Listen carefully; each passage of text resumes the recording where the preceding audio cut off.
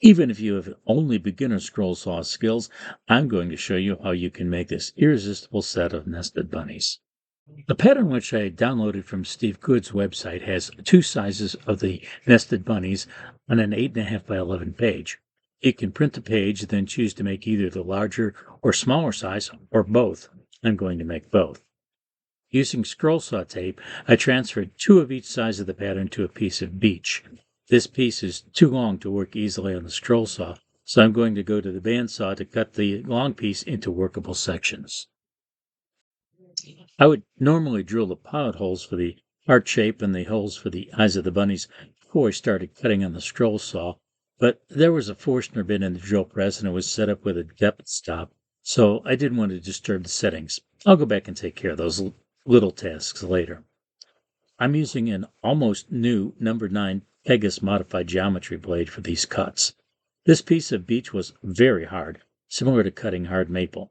The important thing is to let the blade do the work, not try to hurry up the process by putting more pressure on the blade. This can cause the blade to flex, giving an uneven cut. Excess pressure can also cause the blade to overheat and burn the wood, or even break the blade. Here's a check to see if your blade is set at a perfect 90 degrees to the table, and also a check for blade flex.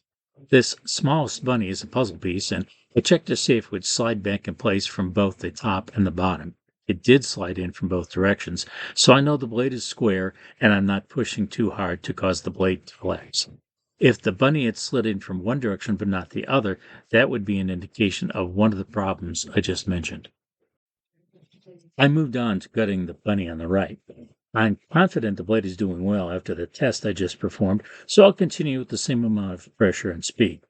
As I was coming up to a sharp turn at the top of the bunny's ears, I decided to keep cutting past the turn to the edge of the workpiece.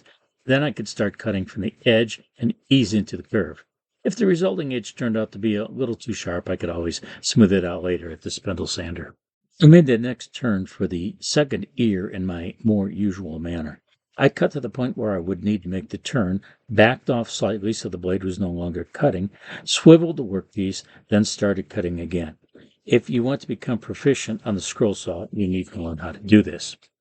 The rest of the cut for this bunny was just a matter of following the curves to the edge of the workpiece, at which point this part was done cutting.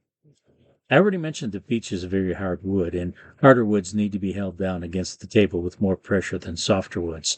The modified geometry blades cut on the upstroke as well as the downstroke, and the workpiece wants to jump up off the table on the upstrokes. This is one of the reasons you need to keep both hands on the workpiece.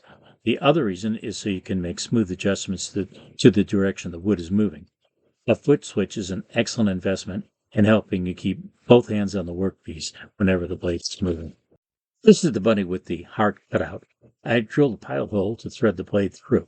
As you can see, one of the features of the Pegasus scroll saw is the arm holds in the upper position to facilitate threading the blade into place. Then all you need to do is insert the blade into the upper chuck and tighten it with the thumb screw. No tools are needed. Cutting the heart is not difficult, but here you can see why I previously mentioned the tendency for the workpiece to want to grab on the blade upstrokes. This one got away from me, which doesn't happen often, but I just let up on the dead man foot switch, got a firm grip on the part, and pushed it back to the table to finish the cut. There's nothing to add to the previous comments while cutting the last bunny. I chose that hard piece of ash for this project, but you can use any wood you like. I do, however, recommend using a hardwood. The soft woods tend to have a lot of knots, which you'd have to try to work around. A lot of big box stores have at least some selection of hardwoods in stock, and if you intend to become a serious woodworker, you need to learn to work with hardwoods. The last bunny is cut, and now I need to go to the drill press to drill the holes for the bunny's eyes. Then I'll take them to the spray paint booth for a polyurethane finish. I'm sure kids will love playing with these, and I bet most adults will have to smile on seeing them. It was a fun project to make.